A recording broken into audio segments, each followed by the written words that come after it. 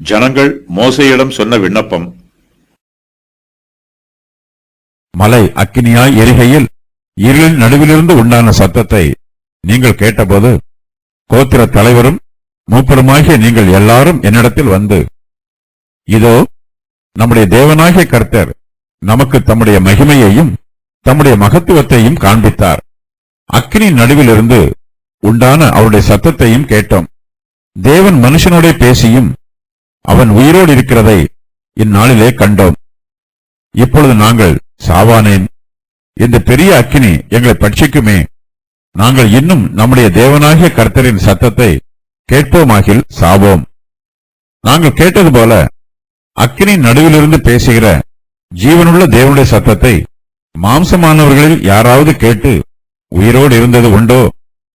நீரே சமீபித்து போய் நம்முடைய தேவனாகிய கர்த்தர் சொல்வதையெல்லாம் கேட்டு நம்முடைய தேவனாகிய கர்த்தர் சொல்வதையெல்லாம் நீரே எங்களுக்கு சொல்ல வேண்டும். நாங்கள் கேட்டு அதன்படியே செய்வோம் என்றீர்கள்.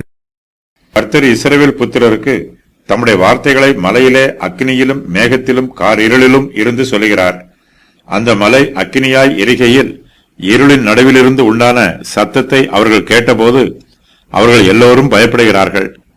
யாத்திராகமம் 20:18 முதல் 21 வரை உள்ள வசனங்களில் சுருக்கமாக விவரிக்கப்பட்டிருக்கும் சம்பவம் உபாகமம் 5:23 முதல் 33 வரை உள்ள வசனங்களில் விரிவாக விவரிக்கப்பட்டிருக்கிறது.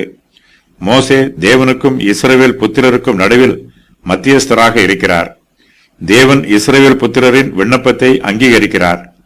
இஸ்ரவேல் புத்திரருடைய பாவங்களினால் கர்த்தரோடு அவர்களால் நேரடியாக ஐக்கியமாக இருக்க முடியாது. மலை அக்கினியாய் எரிகையில் இருளில் நடுவிலிருந்து உண்டான சத்தத்தை இஸ்ரவேல் புத்திரர் கேட்டபோது அவர்கள் கண்ட காரியங்கள் ஆவன. தேவனுடைய மகிமை, தேவனுடைய மகத்துவம், தேவனுடைய சத்தம், தேவன் மனுஷரோட பேசியும் அவர்கள் உயிரோடு இருக்கிறது. இஸ்ரவேல் புத்திரருடைய கோத்திர தலைவரும் மூப்பருமாகிய அவர்கள் எல்லாரும் மோசேயினிடத்தில் வந்து, இதோ நம்முடைய தேவனாகிய கர்த்தர் நமக்கு தம்முடைய மகிமையையும் தம்முடைய மகத்துவத்தையும் காண்பித்தார்.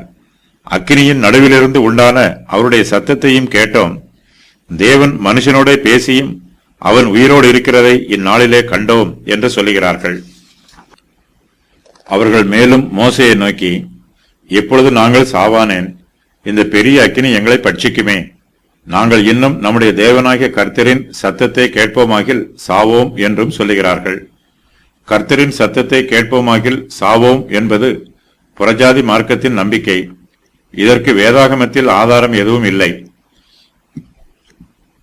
கர்த்தருக்கும் தங்களுக்கும் நடுவிலே மோசே நிற்க வேண்டும் என்றும் கர்த்தர் மோசையோடு பேச வேண்டும் என்றும் கர்த்தர் தனக்கு சொன்னதை மோசே தங்களுக்கு சொல்ல வேண்டும் என்றும் இஸ்ரவேல் புத்திரர் மோசேயினிடத்தில் விண்ணப்பம் பண்ணுகிறார்கள். இஸ்ரவேல் ஜனத்தார் மோசேயை நோக்கி, நாங்கள் கேட்டது போல அக்கினியின் நடுவிலிருந்து பேசுகிற ஜீவனுள்ள தேவனுடைய சத்தத்தை மாம்சமானவர்களில் யாராவது கேட்டு உயிரோடு இருந்தது உண்டோ? நீரே சமீபித்து போய் நம்முடைய தேவனாகிய கர்த்தர் சொல்வதையெல்லாம் கேட்டு நம்முடைய தேவனாகிய கர்த்தர் சொல்வதையெல்லாம் நீரே எங்களுக்கு சொல்ல வேண்டும். நாங்கள் கேட்டு அதன்படியே செய்வோம் என்று சொல்லுகிறார்கள். நாங்கள் கேட்டு அதன்படியே செய்வோம் என்று 3 வெவ்வேறு சம்பவங்களில் இஸ்ரவேல் புத்திரர் கர்த்தருடைய உடன்படிக்கைக்கு கீழ்ப்படிவதாக வாக்கு பண்ணுகிறார்கள். கர்த்தர் தம்முடைய 10 கட்டளைகளை சொல்லும் போது ஜனங்கள் எல்லோரும் இடி முழக்கங்களையும் எக்கால சத்தத்தையும் மலை புகைகிறதையும் காண்கிறார்கள். கர்த்தருடைய மகிமை அங்கு வெளிப்படுகிறது.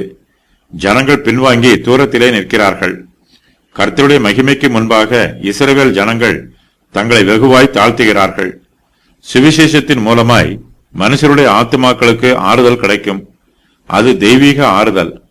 ஜனங்கள் சுவிசேஷத்தின் மூலமாய் ஆசீர்வாதங்களை பெற்றுக் கொள்வதற்கு கர்த்தர் அவர்களுக்கு தம்முடைய மகிமையையும் மகத்துவத்தையும் வெளிப்படுத்தி அவர்களை ஆயத்தம் பண்ணுகிறார். மோசேயின் நியாயப்பிரமாணம் மனுஷரை தாழ்த்துகிறது. இயேசு கிறிஸ்துவின் மூலமாக வரும் கிருபையும் சத்தியமுமோ மனுஷரை கிருபாசன தண்டையில் தைரியமாய் கிட்டிச் சேர பண்ணுகிறது. கர்த்தர் தம்முடைய 10 கட்டளைகளை வெளிப்படுத்தும் போதோ ஜனங்கள் அதை கண்டு பின்வாங்கி தூரத்திலே நிற்கிறார்கள். நியாயப்பிரமாணம் கொடுக்கப்பட்ட போது இடி முழக்கங்களும் எக்கால சத்தமும் தொனிக்கிறது. ஜனங்கள் மின்னல்களையும் மலை புகைகிறதையும் காண்கிறார்கள்.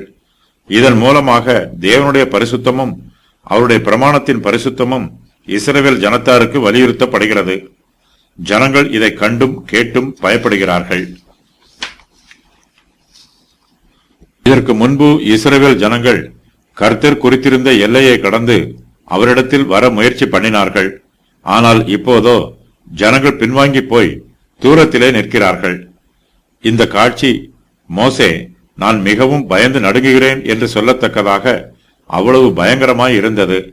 தேவனுக்கும் மனுஷருக்கும் மத்தியில் ஒரு மத்தியஸ்தர் தேவை என்பதை இந்த நிகழ்ச்சி வலியுறுத்துகிறது.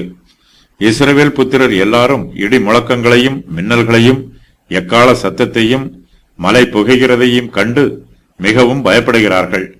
அவர்கள் பயத்தோடும் மிகுந்த நடுக்கத்தோடும் மோசேயை நோக்கி, நீர் எங்களோட பேசும், நாங்கள் கேட்போம். தேவன் எங்களோட பேசாதிருப்பாராக, பேசினால் நாங்கள் செத்துப்போவோம் என்று சொல்லுகிறார்கள்.